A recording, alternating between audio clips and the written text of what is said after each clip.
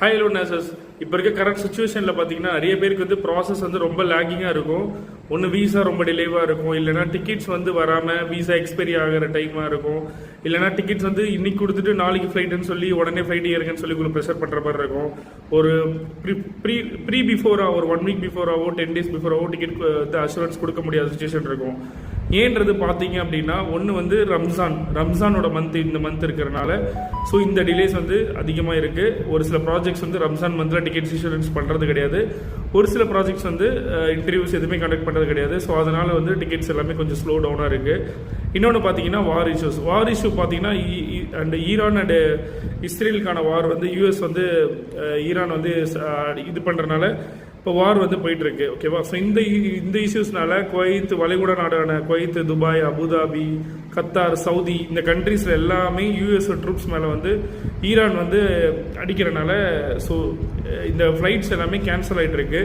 So நம்ம book பண்ணுற டிக்கெட்டுமே பார்த்தீங்கன்னா ஃப்ளைட்ஸ் வந்து கேன்சல் ஆகி புக் பண்ணுற மாதிரி சுச்சுவேஷனில் மாறிட்டு இருக்கு. சில பேருக்கு சென்னையில் போட வேண்டிய ஃப்ளைட்டை பெங்களூரில் போடுறோம், பெங்களூரில் சென்னையில் போட வேண்டிய ஃப்ளைட்டை கொச்சினுக்கு போடுறோம்.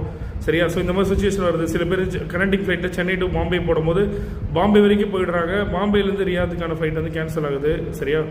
ஸோ இந்த மாதிரி சுச்சுவேஷன் வந்து இந்த வார் இஷ்யூனாலையும் அண்ட் ரம்ஜான் டைம்னாலையும் கொஞ்சம் வந்து ப்ராசஸ் லேக்கிங்காக இருக்குது. ஸோ ரம்ஜான் முடிஞ்சதுக்கப்புறம் இந்த ப்ராசஸ் வந்து இன்னும் கொஞ்சமே நமக்கு ஃபாஸ்டப் ஆகும். அண்ட் வந்து பார்த்திங்கன்னா வார் வந்து சீக்கிரமாக முடியும்னு வேண்டிக்கோங்க.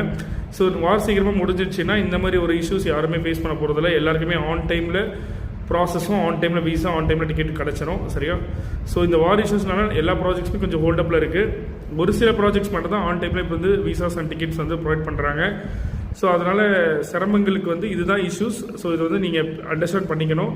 ஸோ வார் இருக்கிறனால கொஞ்சம் பெட்டர், கொஞ்சம் நம்ம ஒவ்வொரு கம்பெனி லேட்டாக போகிறதும் இன்னொரு பெட்டர் தான். இன்னொரு 1 மந்த் கழிச்சு போகிறது இன்னும் பெட்டர் தான். ஏன்னா வார் வந்து ரொம்ப நாள் கண்டினியூ பண்ண முடியாது, அது உங்களுக்கு நல்லாவே தெரியும். கொஞ்ச நாளில் வந்து ஸ்டாப் ஆகிடும். சரியா? ஸோ உங்களுக்கு இந்த டிலேனால நீங்களும் பாதிக்கப்பட்டிருக்கீங்க அப்படின்னா கண்டிப்பாக இந்த வீடியோவில் வந்து லைக் பண்ணுங்கள் அண்ட் வந்து கமெண்ட் பண்ணுங்கள். சரியா? Thank you friends.